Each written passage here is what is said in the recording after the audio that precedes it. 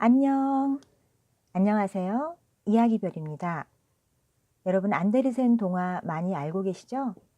오늘 들려드릴 이야기도 안데르센의 야생 백조인데요. 백조왕자라는 제목으로 더 많이 알려진 작품이에요. 그림 형제가 수집한 독일 민담에도 비슷한 이야기들이 있죠. 안데르센의 작품은 이렇게 전래 민담의 영향을 받은 작품들이 꽤 여럿 있답니다. 저도 오늘 안데르센 작품 그대로 들려드리지 않고 저도 원하고 이 이야기를 들려줬을 때 많은 어린이들이 원했던 방향으로 조금 바꾸어서 들려드리겠습니다. 자, 이야기 시작하겠습니다. 옛날 아주 먼 나라에 왕비를 잃은 한 왕이 살고 있었습니다. 그 왕에게는 11명의 왕자와 엘리자라는 공주가 있었어요. 왕자들은 황금으로 만들어진 판 위에 다이아몬드 철필로 글씨를 쓰고 가슴에 별을 달고 허리에는 칼을 차고 다녀서 누구든지 그들을 보면 와, 왕자님이구나 라는 걸 금방 알 수 있었어요. 누이 동생 엘리자는 유리로 만든 작은 의자에 앉아 그림책을 가지고 놀았는데요. 그 그림책이 왕국의 절반값을 주어야만 살 수 있는 그림책이었대요. 어느 날 궁전에서 큰 잔치가 벌어졌습니다. 그 나라 왕인 그들의 아버지가 새 왕비를 맞이하는 날이었어요. 왕비는 마음씨가 고약했습니다. 잔치를 하는 날에도 왕자들과 공주에게 맛있는 과자를 주는 척하면서 그릇에 가득 모래를 담아주었어요. 왕비는 며칠 뒤 엘리자를 시골 사는 농부에게 쫓아버리고 왕자들에게는 주문을 걸었죠. 말 못하는 새가 되어 날아가 버려라. 왕자들은 백조로 변해 날아갔습니다. 엘리자가 15살이 되자 궁전으로 돌아왔어요. 이 왕비는 너무도 예쁘게 자란 엘리자를 보자 온 몸이 사그라지는 것만 같았죠. 왕비는 두꺼비 3마리를 불러놓고 입을 맞추며 말을 했어요. 첫 번째 두꺼비에게는 너는 엘리자가 들어오거든 엘리자의 머리 위에 앉아라. 엘리자가 너처럼 멍청해지게 말이야. 두 번째 두꺼비에게는 너는 엘리자의 이마에 앉아라. 너처럼 흉측하게 변하게 말이야. 세 번째 두꺼비에게는 너는 엘리자의 가슴에 앉아라. 엘리자가 나쁜 생각을 품도록 말이야. 이렇게 말을 했어요. 그리고는 두꺼비들을 엘리자의 목욕통 물속에 놓아주고 엘리자에게 목욕을 하라고 했죠. 엘리자가 물속에 들어가자 3마리 두꺼비들은 왕비가 시킨 대로 엘리자의 머리, 이마, 가슴에 앉았습니다. 그러나 엘리자는 아무것도 눈치채지 못했어요. 엘리자가 목욕을 마치고 몸을 일으키자 물 위로 새송이의 양귀비꽃이 떠올랐습니다. 두꺼비들은 어디로 간 것이죠? 두꺼비들은 만약에 마녀의 주문을 받지 않았거나 독을 품고 있지 않았더라면 붉은 장미로 변했을 거예요. 마녀의 키스를 받은 두꺼비들은 엘리자에게 감동받아 양귀비꽃으로 변한 것이죠. 엘리자는 너무도 순결하고 경건하여 왕비의 그 사악한 마법으로도 해칠 도리가 없었던 것입니다. 왕비는 너무너무 분했죠. 이번에는 호두즙으로 엘리자의 얼굴을 문질러 까맣게 만들고 아름다운 머리카락을 마구 헝클어 역겨운 냄새가 나는 연고를 마구 발랐어요. 엘리자는 너무도 흉측하게 변해서 공주라는 것을 알아볼 수 없을 지경이 되었습니다. 왕은 엘리자를 보고 자기 딸이 아니라면서 만나주지도 않았죠. 엘리자를 알아보는 사람은 아무도 없었어요. 엘리자는 오빠들이 너무나 보고 싶었습니다. 몰래 궁전을 빠져나와 온종일 숲과 벌판을 헤매다 거대한 숲 속에서 길을 잃고 말았습니다. 말할 수 없이 서글펐죠. 그리고 너무나 오빠들이 보고 싶었어요. 엘리자는 꼭 오빠들을 찾겠다고 결심했습니다. 숲속을 돌아다니다가 연못을 발견한 엘리자는 손에 연못 물을 적셔서 몸을 닦아보았죠. 그랬더니 다시 예전에 깨끗하고 맑은 피부가 되살아 나왔습니다. 이제 엘리자는 오빠들만을 생각하며 숲속을 걷기 시작했어요. 한참을 가는데 한 노파가 불쑥 나타난 거예요. 엘리자는 그 노파에게 혹시 11명의 왕자들을 보신 적이 있느냐고 물었죠. 못 봤소. 하지만 어제 황금 왕관을 쓴 11마리 백조들이 강가에서 수영하는 것은 봤지. 엘리자는 노파에게 그곳까지 안내를 부탁했어요. 엘리자는 그 강가에서 기다리고 있었어요. 해가 서쪽으로 기울 무렵 과연 황금 왕관을 쓴 11마리 하얀 백조들이 거대한 하얀색의 리본처럼 줄을 지어 날아왔습니다. 백조들은 엘리자 바로 가까이에 거대한 날개를 퍼덕이며 내려앉았어요. 그때 바로 해가 강물 속으로 잠겨들었습니다. 바로 그 순간 백조들의 날개가 떨어져 나가고 아름다운 엘리자 오빠들의 모습으로 변했어요. 엘리자는 오빠들을 부르며 품으로 뛰어들었죠. 너무나 행복했고 그들은 얼싸안고 기쁨의 눈물을 흘렸습니다. 큰오빠가 백조가 된 사연을 이야기해 주었어요. 우리는 해가 떠 있는 동안에는 야생 백조가 되어 날아다녀야 한단다. 하지만 해가 지면 다시 사람으로 돌아오지. 그러니까 해가 지기 전에 미리 땅에 내려앉아야만 해. 사람으로 돌아오는 해질 무렵에 구름 속을 날다가는 깊은 바다로 떨어져 죽어버릴 거야. 어떻게 하면 마법을 풀고 오빠들을 구할 수 있을까요? 제발 오빠들을 구할 수 있는 꿈이라도 꾸면 좋겠어요. 엘리자는 온통 날마다 그 생각뿐이었어요. 꿈속에서도 쉬지 않고 기도했지요. 엘리자는 어느 날 꿈속에서 하늘 높이 날아올라 신기루의 구름성으로 들어갔습니다. 구름성에 들어서자 눈부시게 아름다운 요정이 엘리자에게 말을 하는 거예요. 엘리자, 용기와 끈기만 있다면 네 오빠들을 구할 수 있단다. 하지만 넌 고통을 견뎌내야만 하지. 이 쐐기풀이 보이니? 네가 자고 있는 동굴 주위에 있는 이런 쐐기풀과 교회 묘지에서 자라는 쐐기풀만이 효력이 있어. 네 손에 물집이 생기고 불에 대는 듯이 따갑더라도 그것들을 꺾어서 손과 발로 짓이기렴. 그럼 아마 섬유가 될 거야. 그것으로 소매가 긴 셔츠를 11벌을 짜거라. 그 옷을 백조들에게 던지면 마법이 풀린단다. 단 명심해야 할 것이 있어. 일을 시작하는 순간부터 옷을 다 만들 때까지 몇 년이 걸리더라도 절대로 말을 해서는 안 돼. 네가 입 밖에 내는 말은 그대로 비수가 되어 네 오빠들의 가슴에 꽂힐 거야.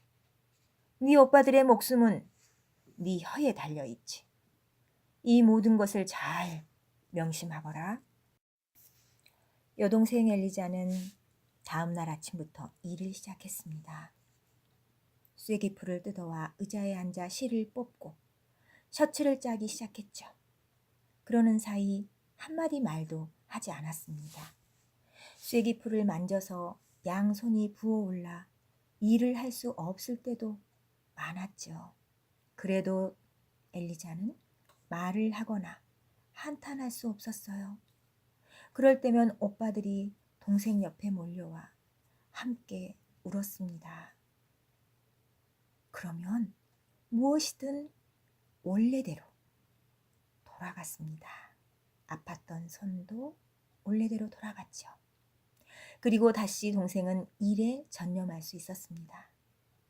동생이 셔츠를 7, 8장쯤 짰을 때 어느 날 그 나라의 임금이 그 숲으로 사냥을 나왔어요. 왕은 오두막에 와서 아가씨가 실을 잡고 있는 모습을 보고는 아가씨에게 말을 건넸죠. 그러나 아가씨가 한마디 말도 하지 않아서 그저 아가씨가 일하는 모습을 보고 그녀의 눈을 바라보는 사이에 아가씨를 사랑하게 되었답니다. 그래서 왕은 그 아가씨를 자신의 성으로 데려가려고 생각했죠. 마차를 불렀습니다. 아가씨가 가져가고 싶어 하는 건 무엇이든 가지고 갈 수 있게 했습니다. 여동생은 이미 짜놓은 셔츠를 들고 쐐기풀도 들었지요. 이렇게 왕은 엘리자와 함께 성에 돌아와 결혼식을 올리고 엘리자는 왕의 아내가 되었습니다. 그러나 그 성에는 노파 한 명이 있었어요. 그 여자는 무시무시한 마녀였죠. 자기에게 딸이 하나 있는데 그 딸을 왕비로 만들고 싶었습니다. 그러니 엘리자가 얼마나 미웠겠어요? 엘리자는 언제나 의자에 앉아 실을 잡거나 셔츠를 짜고 있죠. 쐐기풀이 떨어지면 쐐기풀을 뜯기 위해 묘지로 가고요. 어느 날 노파가 이것을 보고 왕에게 말했습니다. 임금님은 마녀를 신부로 삼으셨어요. 저 여자가 묘지로 나갔습니다. 왕은 벌써 그 사실을 알고 있었어요. 그래서 내버려 두어라 하고 말했죠. 그 사이에 엘리자 젊은 왕비는 아이를 낳았습니다. 그때도 역시 왕비는 셔츠를 짜고 있었습니다. 이 나이든 마녀는 한밤중에 아기를 침대에서 빼내고 침대 밑에 작은 뼈를 흩어놓고 침대 위에는 피를 발라놓았어요. 다음 날 아침 마녀가 왕에게 찾아와서 말했죠. 임금님, 당신은 사람을 잡아먹는 여자를 아내로 삼았습니다. 이렇게요. 왕은 어쩔 수 없이 마녀와 함께 가서 그 광경을 보았습니다. 왕은 말했죠.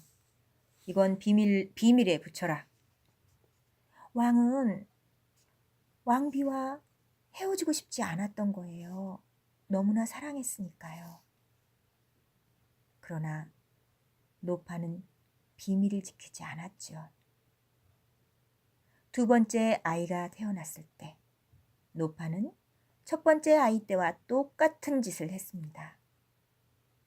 왕도 다시 와서 그 광경을 보았죠. 왕비는 우는 거 외에는 할 수 있는 일이 아무것도 없었어요. 말을 할 수 없었으니까요. 노파가 말했어요. 임금님, 당신은 첫 번째는 용서하셨습니다. 저 여자는 불태워 죽이지 않으면 안 돼요. 마녀에게 다른 처형 방법은 없지요. 이렇게 얘기를 했어요. 왕비는 그 소리를 듣고 하염없이 울기만 했습니다. 그래도 말을 하려고 하지 않았어요. 왕비는 마침 마지막 셔츠를 짜고 있던 중이었어요. 아직 소매 한쪽이 완성되지 않았습니다. 왕비는 열심히 짰어요. 진 마차에 실려서 그 마차의 죄인용 말이 메어질 때도 셔츠를 짜고 있었고 마차가 화형장으로 가기 위해 움직이기 시작했을 때도 짜고 있었어요. 왕비는 셔츠를 전부 들고 있었어요. 마을을 벗어난 곳에서 왕비는 화형을 당하게 되었습니다. 그것으로 가는 도중에도 왕비는 남은 소매를 열심히 짰습니다. 그것을 보고 사람들이 외쳤어요. 저것 봐라! 마녀가 요상한 일에 몰두하고 있어. 저것 봐! 사람 잡아먹는 여자야!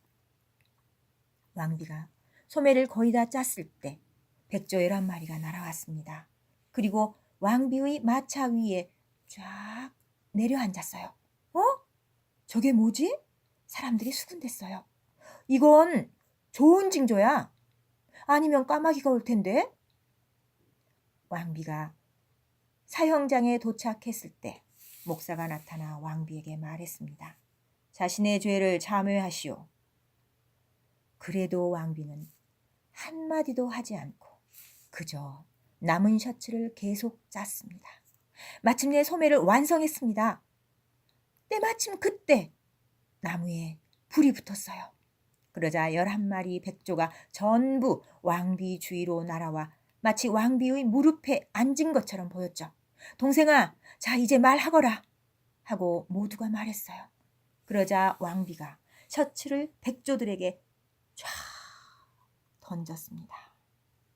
그러자 갑자기 11명의 왕자가 왕비 주위에 섰습니다. 바로 왕비의 오빠들이었죠. 오빠들은 구원을 받았습니다. 왕비는 이제 말할 수 있었습니다. 처음부터 끝까지 자신에게 일어난 일들을 모조리 이야기했습니다. 나이든 마녀는 어떻게 됐을까요? 목숨을 구걸하면서 빌었죠. 그러나 그 전에 왕비가 낳은 아이들을 어떻게 했는지 밝혀야만 했죠. 아이들은 숲속에 숫쟁이 오두막에 숨겨져 있었어요. 아이들이 돌아왔지요. 이것을 보고 사람들은 마녀를 재판하라고 요구했습니다. 얼마 후 나이든 마녀는 화형장에 끌려가 불에 타 죽었습니다. 끝. 이야기 어땠어요? 잘 들으셨어요? 저는 아주 여러 번 읽은 작품이에요. 소리내어 여러 번 읽었고 글도 썼었어요. 근데 이 작품은 읽으면 읽을수록 엘리자 공주의 고귀함이 저에게는 깊이 남은 것 같아요. 나로서는 도저히 지닐 수도 없고 닿을 수도 없는 그 고결함을 지닌 엘리자에게 왜 이렇게 강하게 이끌릴까? 그런 생각을 해보니 고귀함이라는 것이 주는 가치가 굉장히 높잖아요. 그러면서 제가 한때 소망했던 것이 떠올랐어요. 나는 삶이 주는 어떤 커다란 고통 속에서도 그리고 어떤 불편함 속에서도 그리고 사람들의 오해에도 나는 흔들리지 않을 거야. 그리고 항상 그 고귀함을 간직할 거야. 그리고 내 주변에 좋은 기운을 주는 큰 사람이 될 거야. 이런 소망을 품었던 적이 있었어요. 그런데 언제부턴가 현실을 빠듯하게 살다 보니 그랬겠죠. 그런 소망이 점점 희미해져 갔고 마침내는 잊혀져 버린 거죠. 그럴 즈음에 이 작품을 통해 엘리자를 제가 만난 거예요, 다시. 그러면서 그 큰 사람에 대한 소망, 그게 다시 떠올랐고, 그 큰 사람에 대한 가치를 다시 한번 엘리자가 일깨워 주었던 것 같아요. 여러분들에게도 좋은 작품이 되었기를 바랍니다. 꼭 이 작품 아니고도 여러분들은 다른 어떤 작품에서도 그런 그 영감을 받을 수가 있을 거예요. 끝까지 들어주셔서 감사하고요. 여러분 사랑합니다. 감사합니다.